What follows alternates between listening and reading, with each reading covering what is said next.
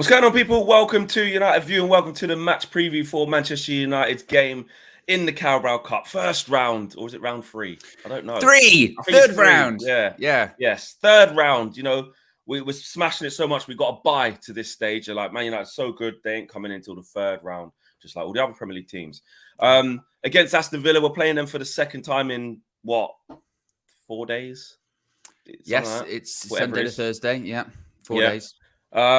And it's a big game, but it's not a big game. It's a weird game, but it's not a weird game. It's I don't know. It's a Carabao Cup game. It's exactly what it is. It's a Carabao Cup game. Yes, there's no disrespect to the competition, but the competition has changed somewhat. I think 10 years ago, 50. Look, United have won this competition so many times, a lot of times. And it's one of those strange competitions that what in these early stages, if something happens, not that you don't care, because you always care if you get knocked out of a competition, but once you get to say semi-finals, would you say you start going, oh, actually, I'll tell you what, because it's a place at Wembley, it's a trophy, it's the first trophy of the season. Many a manager have used this to springboard into a successful season, whether it was Jose or Pep. How many times have City won it? How many times has Jose won it? So certainly, once you get into those latter stages, it can be an important competition. I think, like you say, it's very interesting. I mean, the odds, by the way, of having last year, we played West Ham and then we played them a few days later in the third round of the Carabao Cup. A year later, we play Aston Villa, then we play them in the Carabao Cup. Some would say it's rigged. Some would say it's rigged, mate. Oh, it's just a big coincidence. Yeah, exactly. But look, I mean, even if we get a positive result, it doesn't change the weekend. That's still disappointing. But certainly, we've got this is 2 games left before the World Cup break. So you want to make an impact. You want to keep up some momentum heading into the World Cup. And ultimately, as I mentioned, it is a trophy. So you want to go as far as possible. Yeah, exactly. There isn't any massive official team news from Ten Hag as such at the time of recording. There isn't going to be a press conference. How it works in the Carabao Cup is there is no obligation for clubs to do Carabao Cup press conferences. But there will be probably some quotes coming out later on because there are some fan groups going in with like a little Q&A session with Eric Ten Hag, which will probably be written. And there'll be probably some quotes out from that. So we'll look out for that later on today. But there is not a press conference. So we don't have the whole, we don't get Simon Peach being able to go, Eric, what's the latest on the fitness of Donny van der Beek and on Anthony and Jadon Sancho absences? Well, there was the slide video, wasn't there? Did you see that? What slide video? So obviously there was the video of him celebrating being in the World Cup squad, right? Oh yeah, I saw that. Yeah, but then there was another one of him with his kids at like some kind of, I don't even know what you would call them nowadays. They're sort of playground, indoor playground places. Oh yeah, yeah. And he's going down a slide with his kids. And honestly, the comments are pathetic. Doesn't look that injured going down a slide. Oh, come on. Yeah, there's a massive difference between going down a slide in a soft play area and playing 90 minutes of Premier League football. It's so funny when people think that. They literally think it's the same thing. Stop, start, sprint, lateral movement, medial movement. All of this stuff. It's just pathetic. I didn't even see that. I'm glad it doesn't look injured. Yeah, stupid. Oh, that means his hip flex is absolutely fine. Fine. He's going down a slide with a 2-year-old with his son or whatever it is. But yeah, there isn't massive team news. But just on the Carabao Cup, I mean, yes, I really want to win this game. I do. Of course. I know some people are like, obviously we want to win every game and we don't want to lose. But some people are like, if we go out Carabao Cup, so what? I don't see it like that. I want Ten Hag to go deep in the competitions. I know our squad depth isn't quite there, so eventually we might have to start picking things, and I get that. But also, I still want Ten Hag to have as much opportunity to work with this squad in competitive games. Yes, of course, we lost to Villa the other day, so I want to do them over. Not that if we win it, we can say, hold that. It's not about that. But I just want to win. The way we lost the other day was awful, and they're coming to our place as well. So I want to deal with them. And the Carabao Cup. Listen, I think, like you said there, Owen, the last couple of years, we've been terrible in the Carabao Cup. Last year, like you said, we went out first round to West Ham. I think the year before that, was that the Ollie one when we got to the semi-finals with City and we lost. We lost the home leg 3-1 and got smashed, and then we went away and we won 1-0. But in the moment, I remember us saying like, "Oh, you know what? We still won. We're on a good run right now. We've come to see." I think Matic scored. I think it was them. Then the year before that, one of them was the Derby penalty. I know that was Jose's last season. The Derby penalty. That was when Lampard came there. And then I think the one after that could have been the one where that little kid scored. Rochdale when he scored in the last minute. And then we lost on pens. Oh, did we win on pens? I think we ended up scraping through. I thought we scraped through against Rochdale. Oh yeah, we did. I think Mason because it would have been like saved our blushes to get it to 9 minutes. Yeah, it would have been like that would have been super embarrassing. But it was embarrassing that it got that far. Yes, right. Okay, so we did. Yeah, we did. But anyway, basically our recent track record is not good. It's not been good. Yeah. And I just want us to win the game. But the team is going to be interesting because he does have to rotate. Of course, he has to rotate. I get it. We are looking tired. I have to admit. Like I'm looking at Christian Eriksen now. You know, I love the guy. I think he's been absolutely a breath of fresh air. But just like anyone, you know, when you're seeing little chinks in the armors, when you're seeing them not at the level they have been over the few weeks previous, I think you can talk about that. And I think I don't know whether it's fatigue or having to play every game. I think it could be a bit of that because that's the point that we talk about, that at the point where we need to freshen up certain areas, the drop off in quality in terms of what he does, we don't have anyone else in the squad who plays like that in that position. McTominay can't do that. Fred can't do that. Donny van de Beek can't do that. Bruno can't play deeper and do that. Nobody can do what Eriksen does. And I think Ten Hag knows that.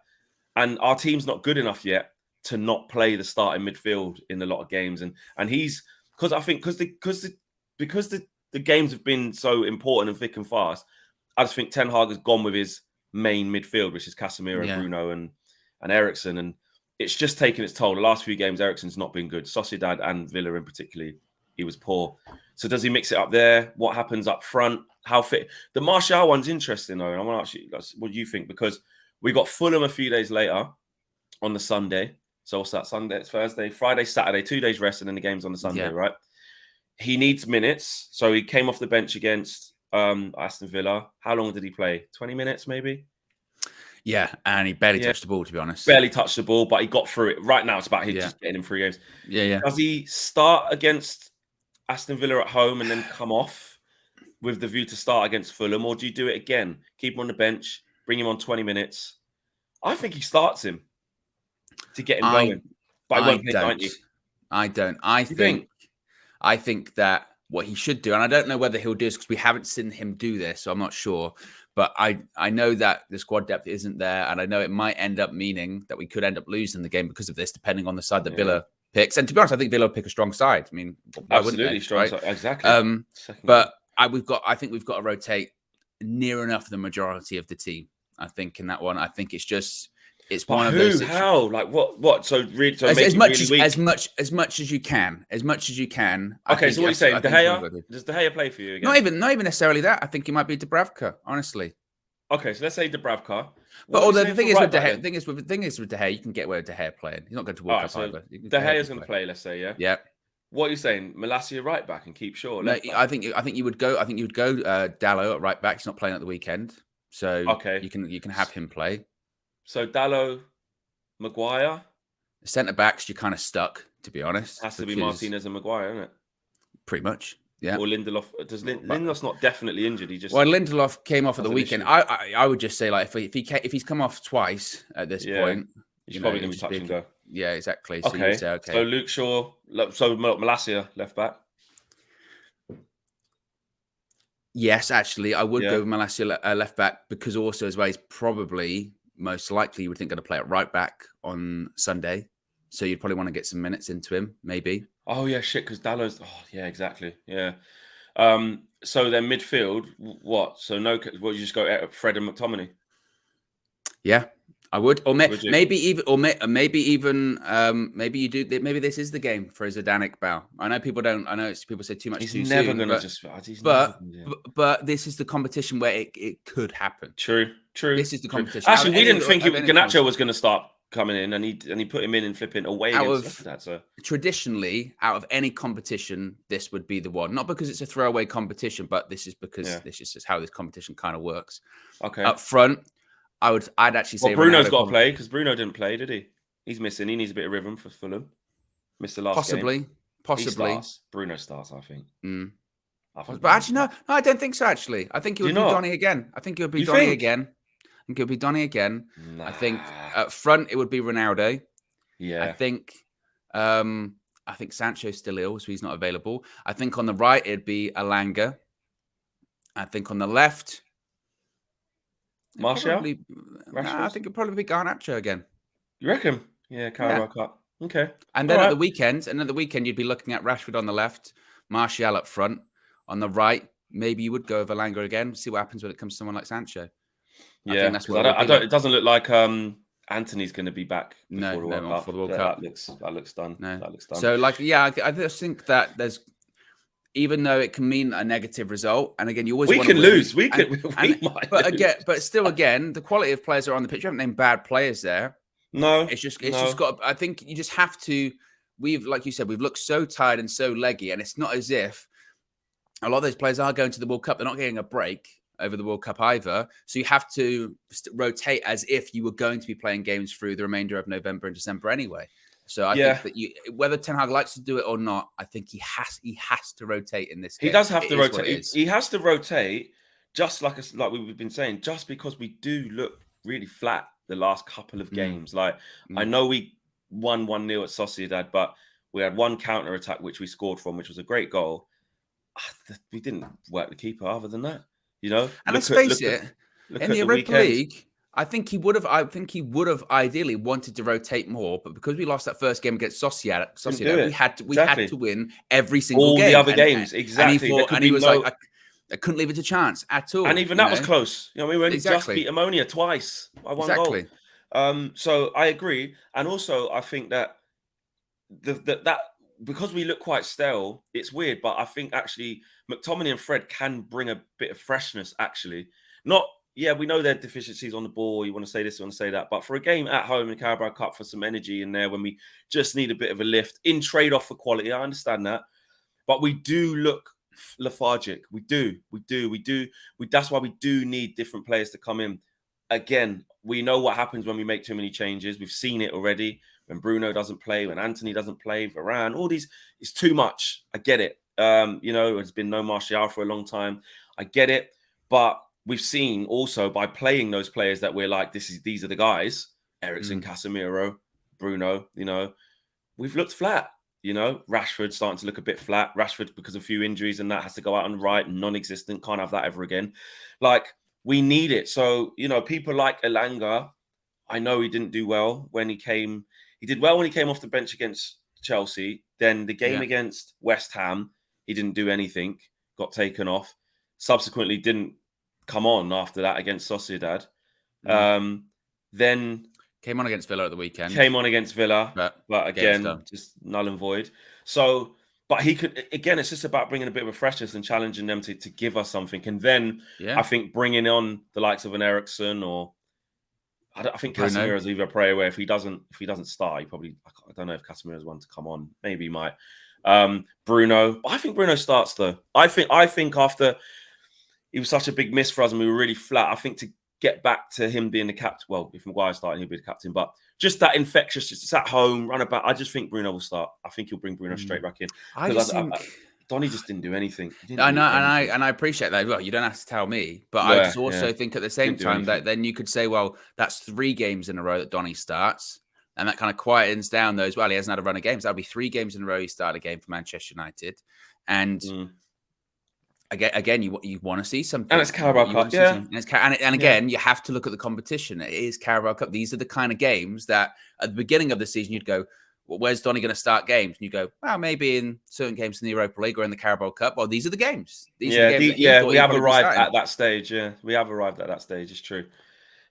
Are we going to do some predictions here? I think this is a really difficult one to call because if I'm just really quickly just touching on Villa, you never know. Yeah, I look at Villa, and it's his second game. Why would he not absolutely go for it? Yeah, he might have to change a couple, but if I'm him, I just saw the way we smashed Man United.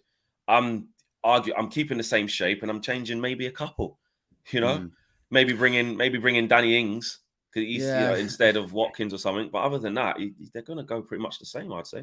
I mean, maybe it's two schools of thought, isn't it? It's one, he takes the competition really seriously because they've got players and they've got, Villa do have money, and possibly it's their best chance really of winning a trophy. Because even the FA Cup's a big ask. The League Cup, you never know. Or his remit purely was to come in to stop the slide when it comes to Villa, get him up the table, focus on the league. We don't care about anything else. Certain managers, when they come in with that kind of mindset, they don't care about cup competitions. If anything, they'd rather they go out of them because they're just like, well, focus on the league, let me just focus on the league. So it's a difficult one, like you said. Depends how seriously they take it too. If I'm looking at their team that started against us and the players that were on the bench for Villa. Already, I'm looking at John McGinn. He was on the bench, came on. Danny Ings, he came on. Ashley Young, he came on. Boubacar Kamara, forgot about him. Remember, every Man United fan under sun wanted him. Forgot about him. Callum Chambers is there. Jan Bednarak. So there's already quite a few players you look there that they could easily, definitely change straight away, and then a few of them will play again. So I think he goes relatively strong. And to be fair, whatever team Villa put out is going to be a decent test. Yeah, even if they go under strength a little bit and mix it up a bit. If John McGinn comes in, he gets about the pitch, you've got to be at it. He's a decent player. Ashley Young still performing decently at left back if he plays. So it's going to be a tough game, especially with the fact that we're going to mix up our lineup, which we know we will. But we should still have enough to be beating Villa. But it's not going to be easy. I think it'll be tight. I think it could go to pens.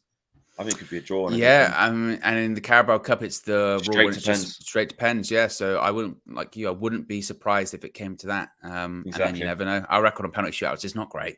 It's terrible. I really don't want it. I really want it done in 90 minutes. But I don't know. We're just really flat. I just can't predict what we're going to do right now. It's the Fulham game that we really have to make sure we win, which again is going to be really tough. So yeah, there you go. Drop a like on the video, guys. Subscribe to the channel if you guys are new. Let us know what your predicted 11 is. Let us know how you think Erik ten Hag should approach this game. Should he approach it with caution? Should he throw all the players in there again? Should he make wholesale changes? Should he do a bit half and half? And how important is the Carabao Cup to you? Do you care? Do you want us to just go out? Or do you want us to win every single thing that's possible to us? Let us know in the comments below. We're back tomorrow with the game, match day settings, which I forgot already. We'll see you all again soon. Peace.